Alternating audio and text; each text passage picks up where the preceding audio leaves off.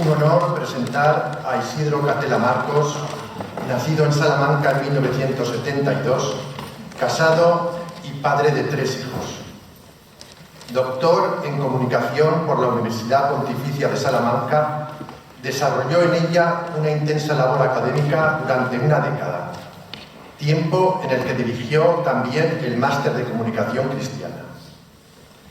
Esta sólida formación se enriqueció con estudios en Radio Nacional de España y con una mirada profundamente humanista, que hoy continúa ampliando como doctorando en Humanidades, donde prepara una segunda tesis doctoral centrada en la figura del padre en la posmodernidad. Su trayectoria profesional se ha movido siempre entre el ámbito universitario, la comunicación institucional y el servicio público.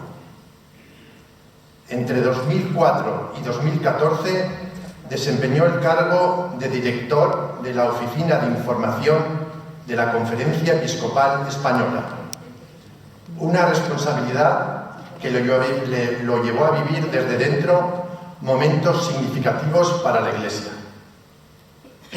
En 2005 participó como portavoz adjunto en el Sínodo sobre la Eucaristía celebrado en el Vaticano y en el 2010 dirigió la estructura informativa del viaje de Benedicto XVI a España, cubriendo las etapas de Santiago de Compostela y Barcelona. Su capacidad para gestionar comunicación en contextos de especial sensibilidad y proyección lo convirtió en una referencia en el ámbito de la comunicación religiosa e institucional. En la actualidad desarrolla su labor docente en la Universidad Francisco de Vitoria, donde imparte clases en varios grados y participa activamente en la vida académica. Su trabajo investigador está avalado por 2 sexenios de investigación reconocidos por el Ministerio de Educación, lo que refleja una trayectoria constante, sólida y de calidad. Sus líneas de estudio abarcan temas como la ética de la comunicación, la posverdad, la responsabilidad profesional del periodista, la narrativa audiovisual y la dimensión antropológica de la paternidad en el mundo contemporáneo. Su voz es conocida en los medios de comunicación. Es colaborador habitual de Televisión Española, donde dirige el programa Testimonio, además de participar con frecuencia en COPE, 13 y otros medios tanto generalistas como religiosos. Su capacidad para analizar la actualidad, comunicar con claridad y aportar criterio lo han convertido en un referente mediático en temas de ética, sociedad y fe. Pero si algo completa su perfil es su dimensión literaria. Ha publicado numerosos libros y artículos en revistas especializadas. Entre sus obras destacan Hijos conectados, Educar en la era digital, Me desconecto, luego existo, La oración, Fuerza que cambia el mundo, entrevistas con 12 obispos españoles, así como títulos más recientes como Los que no curaron a Hitler, donde aborda figuras de gran calado moral y espiritual en el siglo XX. Su escritura, siempre clara y profundamente reflexiva, combina el rigor académico con una mirada humanista, cercana y espiritual. Isidro Catela es un apasionado de la palabra y un creador prolífico que ha tenido más de 50 premios literarios, especialmente en poesía, microrrelato y relato breve. Entre los reconocimientos más recientes destacan el 35 Premio de Poesía Fray Luis de León, recibido por su madrigal Instrucciones para embellecer un reguetón. También ha sido galardonado con el 2º Premio Pulcrum de Poesía por su obra Hijo, lo que confirma la profundidad sensibilidad y fuerza estética que caracterizan su escritura. Cultiva además la literatura infantil con obras como La lámpara encendida, que muestran su versatilidad y su gusto por comunicar desde distintas perspectivas. Presentarlo hoy es traer a un académico, periodista, escritor y poeta, pero también y sobre todo a un hombre que entiende la comunicación como un acto de servicio, un puente entre personas, mundos e ideas. Su obra y su vida muestran cómo, incluso en tiempos de ruido y confusión, es posible comunicar con hondura, autenticidad y esperanza. No es la primera vez que Isidro Gatela visita Aragón y presta su ayuda a las iglesias que peregrinan esta tierra. En la actualidad colabora con nuestra diócesis en el proyecto de los mártires Tierra de Testigos. Pero hoy viene a Monzón para hablarnos de la esperanza del cofrade. La esperanza del cofrade no es una idea abstracta ni un sentimiento pasajero. Es una certeza que se lleva a pulso, que se reza con los pies y que se vive en comunidad.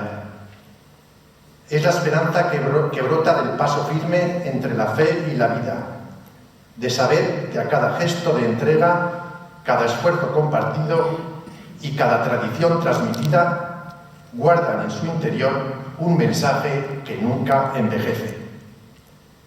Cristo camina con nosotros.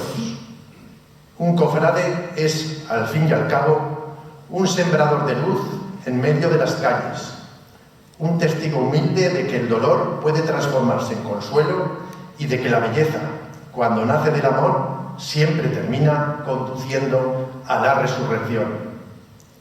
Esa esperanza, serena, arraigada y luminosa, es la que sostiene, inspira y da sentido al camino de cada hermandad y de cada creyente. Inevitablemente quien habla el tercero en una mañana tan densa, pues se tiene que repetir.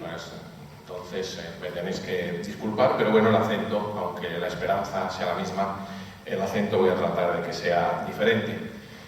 Voy a hacer una brevísima introducción, después van a ser 3 partes que vienen enmarcadas por 3 versos de una canción de Rosalía que ahora se escucha casi por todos los sitios. Entonces vamos a escuchar a ver si, bueno, vosotros imagino que no lo necesitáis, pero como acaba de decir Víctor, que con las canciones uno incluso hacia Morente llega a convertirse, pues siempre nos viene bien para la conversión del corazón. Vamos a escuchar en 2 partes, justo la canción hace 2 tiempos y se para a la mitad. Vamos a escuchar primero la primera parte y después la segunda, y voy a concluir con una coda de cierre. Breve introducción. Soy hijo único. Podríamos pensar, por tanto, que no tengo hermanos. Estrictamente, desde el punto de vista biológico, es así, pero vosotros, mejor que nadie, sabéis que no es así. Cofrade, etimológicamente, hunde sus raíces en el latín cum frater, es decir, con el hermano, aquel que camina junto a otro en la misma dirección. Y que no camina con cualquiera, sino que camina con un hermano. No es casualidad que la Iglesia, desde sus primeros siglos, haya entendido la vida cristiana como un camino compartido, donde 2 o 3 se reúnen en mi nombre, allí estoy yo en medio de ellos. Mateo 18. Yo le digo a mis alumnos en pastoral en la universidad que allí donde nos reunimos 2 o 3, nos volvemos a reunir y terminamos discutiendo. En fin, esto hay que incluir el pecado original en nuestras reuniones, ¿no? Ser cofrades, en esencia, vivir esta promesa. No estamos solos. Somos parte de una fraternidad que tiene a Cristo en el centro. Un Cristo que llora diamantes, como en la reciente canción de Rosalía, y que me va a servir como hilo conductor para hablaros hoy de la esperanza del cofrade. A propósito de la letra de esta canción poderosa, casi mística en el planteamiento de su relación con Dios, de alguien que busca casi como una peregrina, quizás ni siquiera sabiendo lo que busca, muy bien asesorada, por cierto. En encuentro personal y comunitario con Cristo, fuente y raíz de toda esperanza con mayúscula, la esperanza que porta un cofrade, un hermano que lleva a hombros al Cristo llagado, decía Santa Teresa, en el que van los gozos y las sombras de cada hermano, un Cristo que llora. que llora diamantes y donde van los gozos y las sombras de cada hermano y de la humanidad que gime dolores de parto. Solo 2 golpes antes de arrancar con la canción, como si fuera el capataz con el llamador antes de elevar al cielo el Cristo doliente. El primer golpe es antropológica y teológicamente tumbativo. No todos seremos padres, yo afortunadamente sí lo soy, con la biológica, pero todos, absolutamente todos somos hijos. Todos somos hijos de un mismo Dios. Y ese es el fundamento último de vuestra fraternidad. Y 2, segundo golpe. Nuestra esperanza no es lo último que se pierde, sino lo primero que hay que poner en los ojos antes de mirar al mundo sufriente. La esperanza cristiana y por lo tanto la esperanza del cofrade no es un ahora no, pero en el futuro sí. Es un ya sí, pero todavía más. Por eso es una esperanza que ya saboreamos, que ya gustamos parcialmente, que ya hace arder nuestro corazón a unas sabiendas en el decir agustiniano, que nuestro corazón estará siempre inquieto hasta que no descanse en el Señor. Tenemos ilusión, hermana pequeña de la esperanza, gracias a nuestro carácter futurizo, decía Julián Marías, y gracias a esa ilusión anticipamos y proyectamos lo que va a venir. Pero la esperanza es palabra mayor.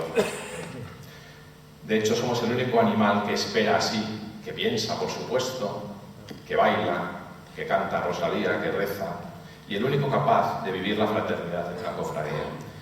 No debemos dejar de desarrollar tan peculiares y divertidas y fecundas capacidades, pero para desarrollarlas adecuadamente no basta siquiera la tan manoseada felicidad, hay que aspirar a esa plenitud, que es palabra mayor y que tiene que ver con la esperanza.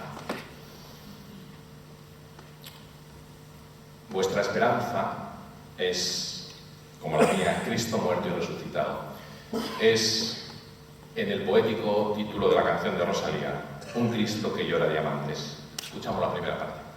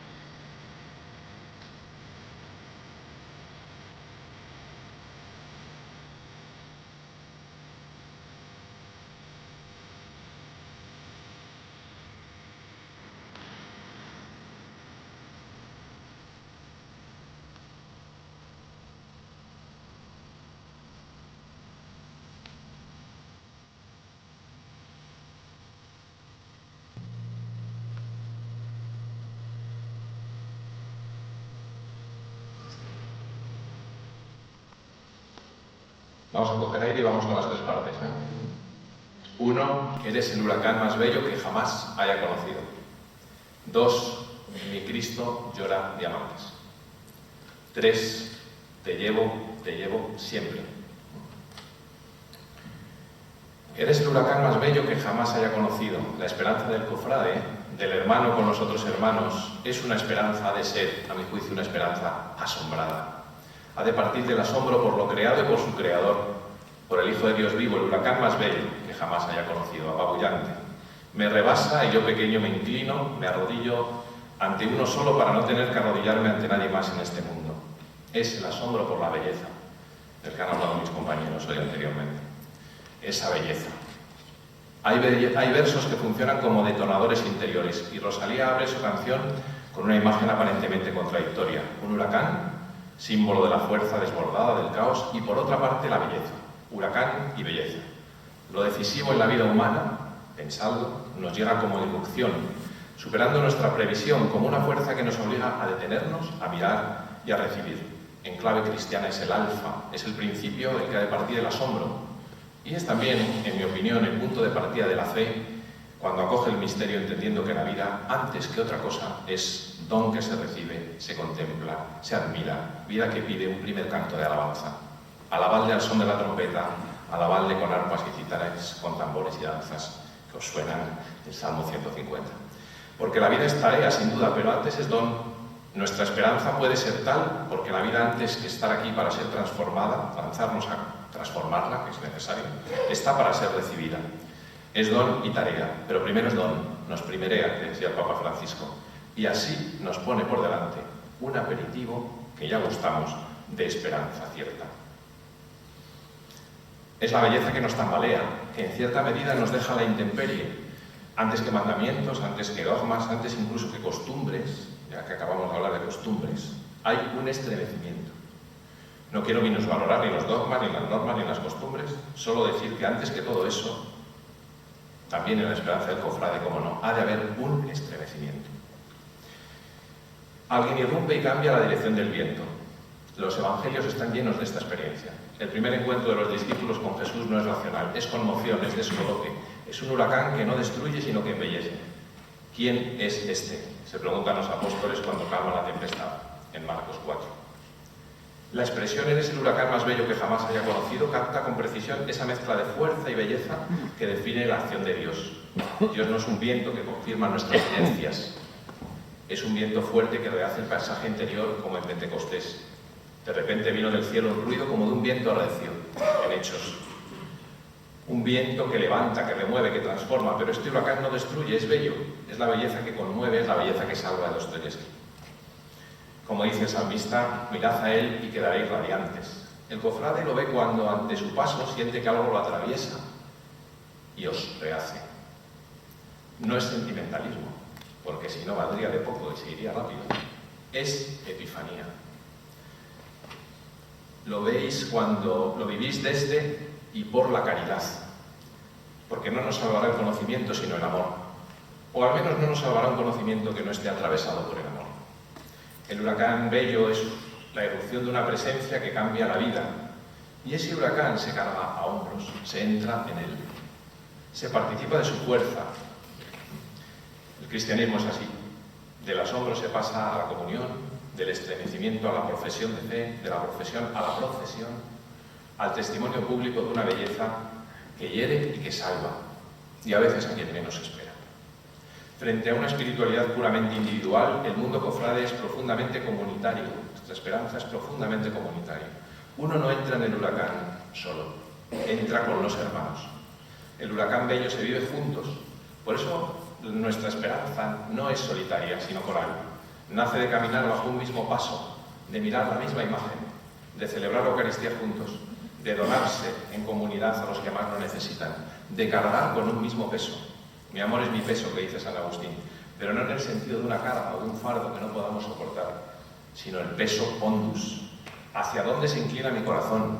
¿Hacia dónde se inclina el vuestro? La balanza del amor. La fraternidad así, elemento fundante de la esperanza, no es una idea romántica, se siente en el costal, en el hombro, en el corazón. El gesto evangélico por excelencia es este, llevar juntos. Lo dice San Pablo con sencillez, llevad los unos las cargas de los otros, en Gálatas 6. Y también Jesús lo vivió así cuando dijo, vosotros todos sois mis hermanos. La fraternidad sorprende porque muestra lo mejor del ser humano, y así la fraternidad que se asombra ante el huracán más bello que jamás ha visto, es la condición de posibilidad para que haya esperanza cierta. ¿Qué esperanza vamos a vivir y a proclamar si no es una esperanza fraterna? Es decir, una esperanza cum fratris, es decir, una esperanza cofrade. Allí donde hay fraternidad, donde el otro es un bien, donde se oye decir, es bueno que tú existas y que qué bueno que viniste, allí donde por lo tanto el otro no es un infierno, sino es un hermano. Allí la esperanza encuentra un suelo donde echar raíces y dar frutos. Pensad por un momento en quienes no son infierno en medio del infierno, este que nos han descrito, ¿no? Y que también por desgracia conocemos los que nos dedicamos al mundo de la comunicación. ¿Quiénes en vuestra vida no son infierno en medio del infierno, de vuestros infiernos cotidianos? Iremos por el buen camino si cerráis los ojos y veis a los hermanos cofrades ahí, si ellos son los que no son infierno en medio del infierno. Si el hombre es un hermano para el hombre y por lo tanto el hombre es un cofrade para el hombre.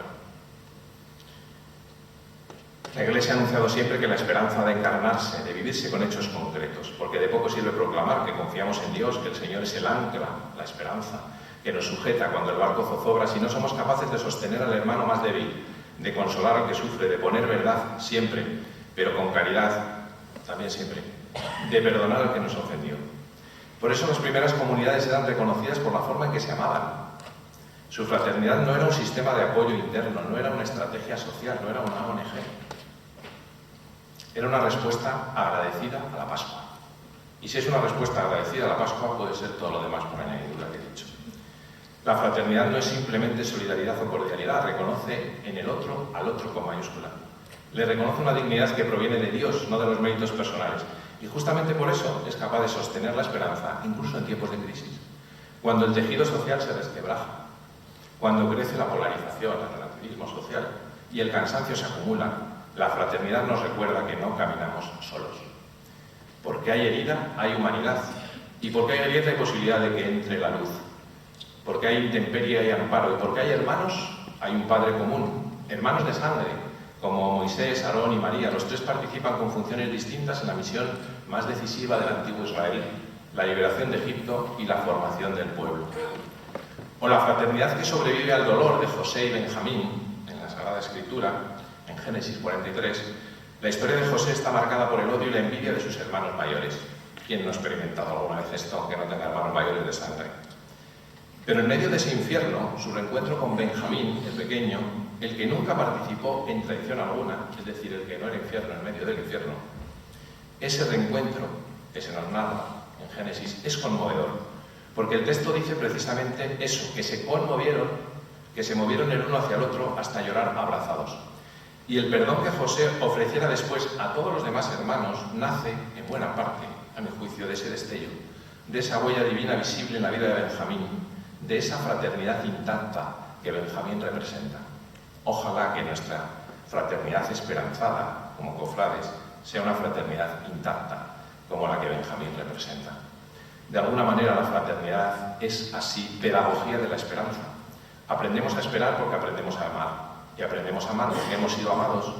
Y a partir de aquí la fraternidad podrá ser un discurso como este, pero no solo ni principalmente un discurso. Será discurso encarnado, esperanzado, camino suave hacia ese reino de Dios, donde ya será todo en todos, y que se nos anticipa, arrollador, asombroso, como el huracán tal vez más bello que Rosalía o nosotros hayamos visto. 2. Nuestro Cristo, mi Cristo, llora diamantes, ¿no? Qué familiar se os va a hacer esto, parece. Si el primer verso nos hablaba de la belleza que irrumpe, que entra en nuestras vidas sin haberla pedido, el segundo nos introduce en la belleza que sufre, la belleza en lágrimas. La vía pulcritudinis, la belleza, por supuesto, pero en síntesis con la vía passionis, la vía del dolor.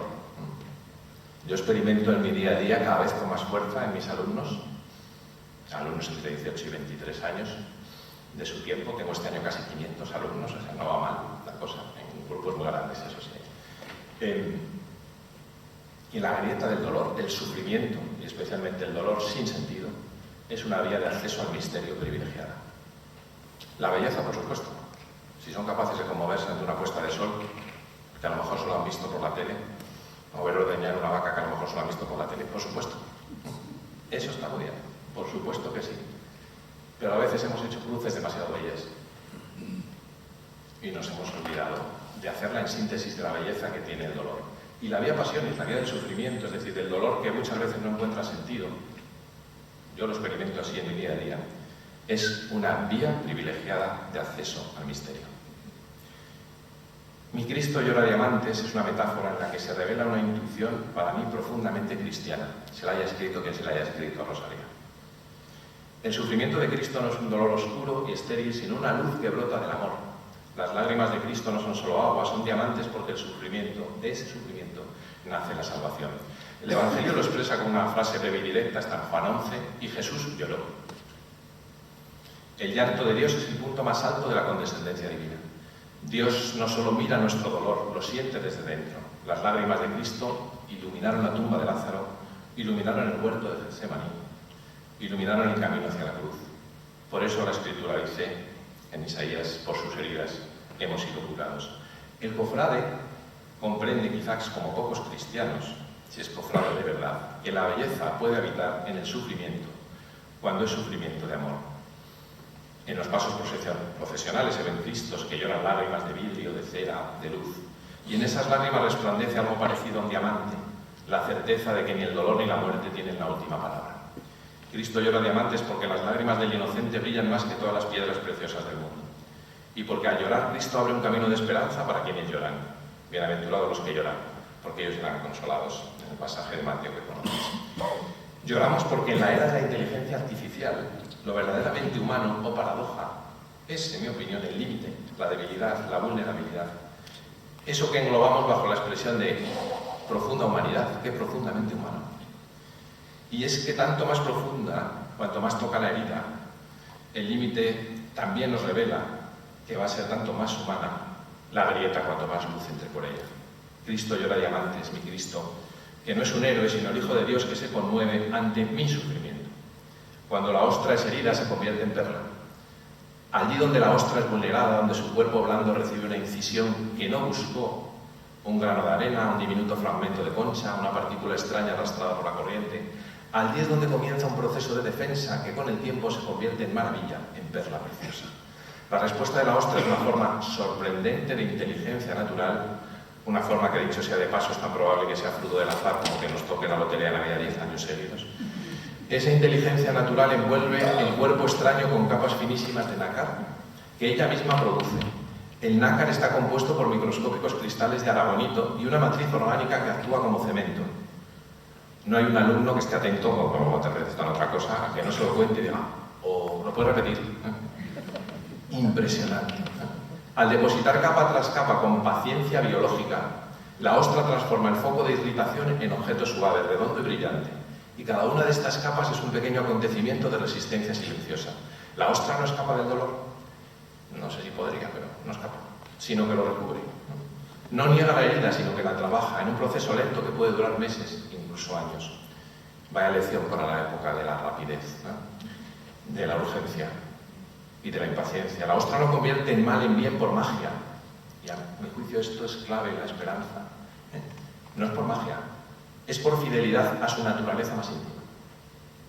La perla no es solo ni principalmente un adorno. Su naturaleza más íntima nos revela que es todo un monumento al misterio de la transformación.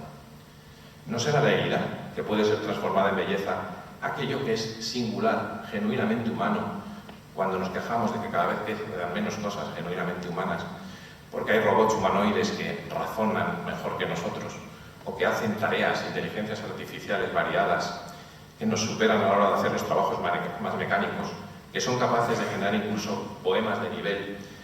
No hay robots, sin embargo, esperanzados, cuya esperanza brote de una fraternidad que se sostiene en la herida luminosa. Porque Cristo llora, pero no llora cualquier cosa, es que llora diamantes. Los diamantes son aquí el elemento que introduce, además de una hermosa tensión poética, el misterio de la transformación del dolor en gozo. La lágrima es expresión de fragilidad, por supuesto, pero se convierte en piedra preciosa, en signo de valor, de pureza, de eternidad. Y pensadlo por un momento, porque el diamante, como la gracia divina, permanece. Es fruto de la presión, como la virtud que nace en la prueba, pero permanece. Es duro. Uno no regala un diamante como regala cualquier cosa. Aparte porque tenga un precio notable, es porque, sí, no hay que confundir valor y precio, pero el valor sabemos que va a durar, si uno no lo pierde va a durar. Es lo que permanece y dura en medio del cambio. Como en el medio de las aguas, pensad dónde está el tesoro, en la isla del tesoro, donde permanece y dura. O en el medio del desierto, que lo borra todo, ¿dónde está el tesoro? En la cueva.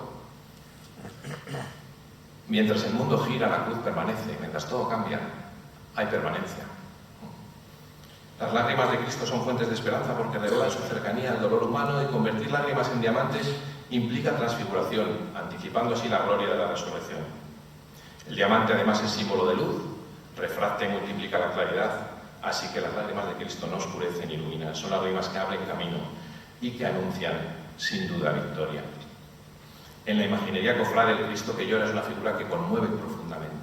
Sus ojos de cristal, sus lágrimas talladas son más que elementos decorativos, son catequesis visuales, porque cada lágrima, si la entendemos así, como la de la perla, la herida, la incisión en la ostra, es una invitación a la conversión, a la esperanza.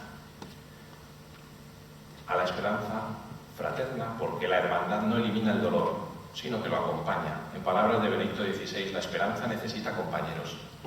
La esperanza necesita compañeros. Los cofrades sois esos compañeros que sostienen la cruz unos de otros, que convierten la soledad en compañía, en comunión.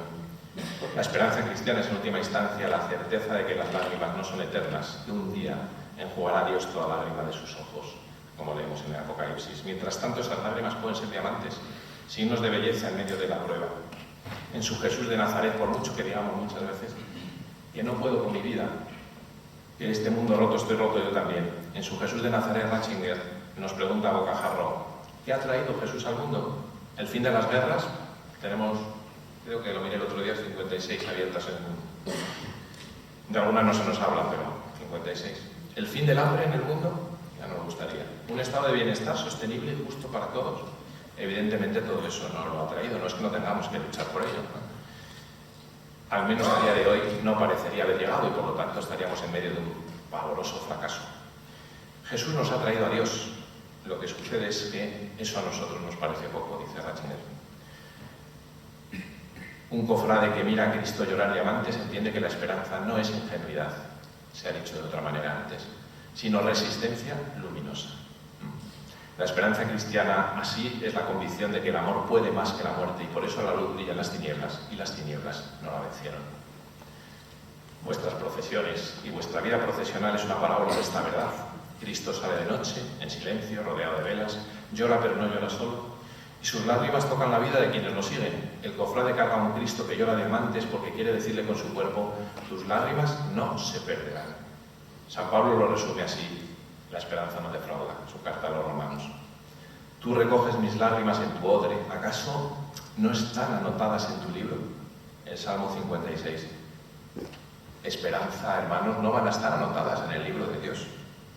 ¿De verdad creemos que después de haber escuchado, aunque solo sea el relato de cómo la ostra se convierte en perla, vamos a estar abocados a la nada, a la aniquilación? Esas lágrimas tienen donde recogerse.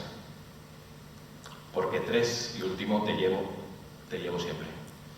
Si el huracán Bello nos hablaba de la iniciativa de Dios y los diamantes del Cristo nos hablaban de su amor doliente y de la transformación del misterio gozo, el tercer verso nos introduce en la reciprocidad del amor cristiano y de la fraternidad del nuevo cofrade. Dios nos lleva y nosotros le llevamos. Ese es el misterio más profundo del convivir cofrade. En la palma de mis manos te llevo, en Isaías 49, y nosotros le llevamos ese tesoro en vasijas de barro, frágiles.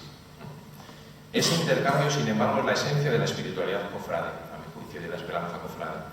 Cuando el costalero agacha la cabeza y se ciñe el costal, está diciendo sin palabras: te llevo siempre. Y Cristo, desde dentro del corazón cofrade, responde: yo te llevo primero. Sí, ya sé que es un ideal y que hemos visto antes que no todos los cofrades son así, ni yo soy siempre el profesor ni el padre que me gustaría ser. Es el mismo dinamismo del buen pastor. Él cargó con nuestras debilidades y al mismo tiempo nos invita a cargar su yugo, que es ligero. Él te llevó siempre, y ese llevar que revela la fraternidad en acción. Unos nos llevamos a otros, unos nos sostenemos a otros, unos levantan a otros. Por eso Jesús instituyó el mandamiento nuevo: amaos los unos a los otros como Dios os ha amado. Amar es llevar. Llevar es esperar. Esperanza. Y esperar es caminar juntos. Pero no para un rato. Es siempre. Es el eco humano del no temas, yo estoy contigo.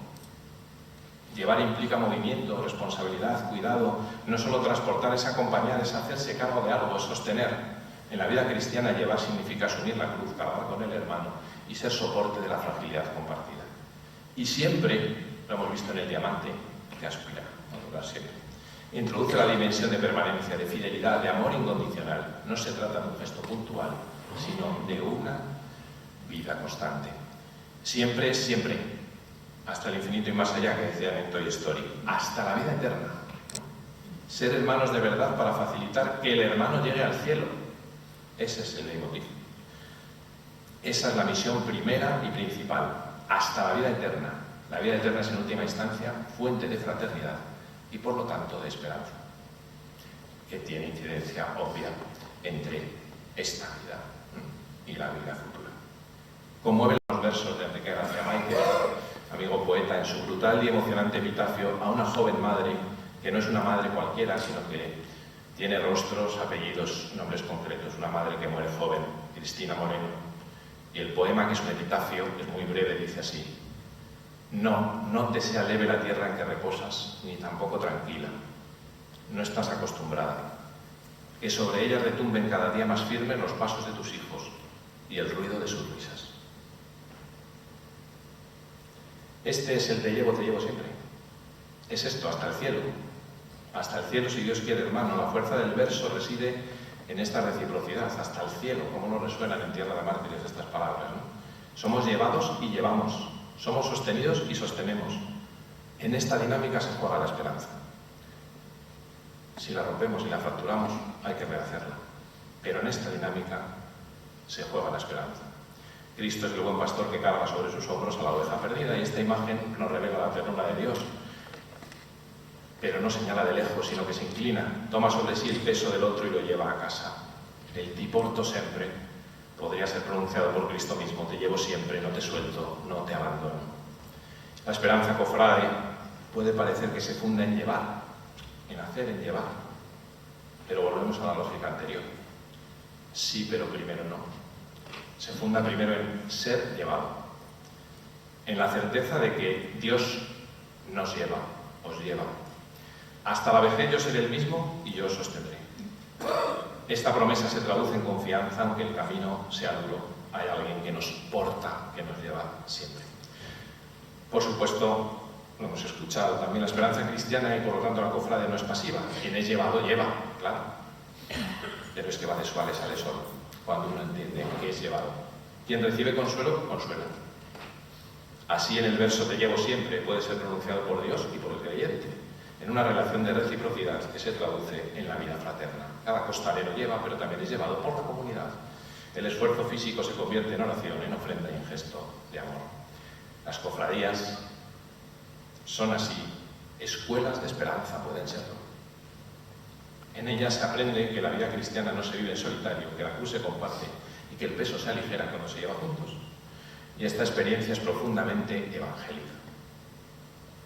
Cristo está presente en la fraternidad, que lleva y se deja llevar. Escuchamos la segunda parte de la canción.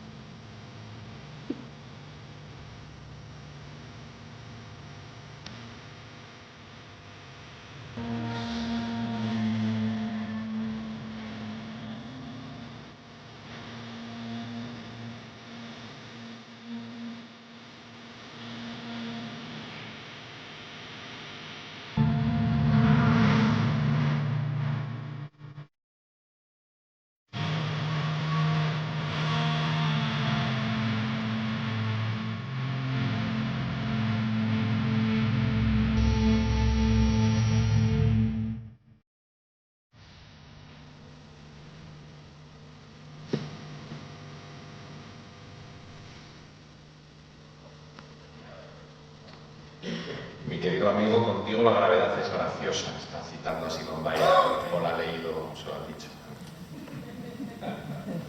No es una gravedad cualquiera, es gracia. Además de gracioso, es gracia. Queridos amigos, hermanos, cofrades, necesitamos cofrades que comprendan la profundidad de su misión. Termino. Que vean en la tradición no un peso, sino un tesoro. Cristo vive en medio de su pueblo, porque la cofradía no es un museo solo, es una comunidad en camino, peregrino. Y ese camino exige compromiso, oración y servicio. Si unimos los 3 versos de la canción, obtenemos una síntesis preciosa de la vocación y, por lo tanto, de la esperanza cofrade. Dios es el huracán bello que nos descoloca para salvarnos. Cristo es el que llora diamantes, el que convierte el dolor, mis cansancios, en brillo de salvación. Y nosotros somos los que decimos, te llevo siempre, porque Él nos lleva primero. En estos 3 movimientos, asombro, compasión y fraternidad, se sostiene la esperanza cofrade. Asombro, compasión y fraternidad. ¿Lo vivís? De una u otra manera lo vivís, estoy seguro. Y así en cada paso, en cada levantada, en cada lágrima y en cada vela se cumple la promesa. Los que esperan en el Señor renovarán sus fuerzas. La esperanza del cofrade pasa aquí en Monzón de manera gozosa por Nuestra Señora de la Alegría. Ella, de una forma tan sencilla como profunda, nos recuerda que nuestra esperanza no es vana, sino certeza humilde, no hay más que verle el rostro, una forma alta de valentía. Alegraos en la esperanza, como dice San Pablo en la carta a los Romanos. Alegraos en la esperanza, con asombro, con compasión, con fraternidad. Que como canta el salmista, y hoy cantamos nosotros en Fraternidad Cofrade, este es el día en que actuó el Señor, sea, por lo tanto, nuestra alegría y nuestro gozo, que es tanto como decir nuestra esperanza. Muchas gracias.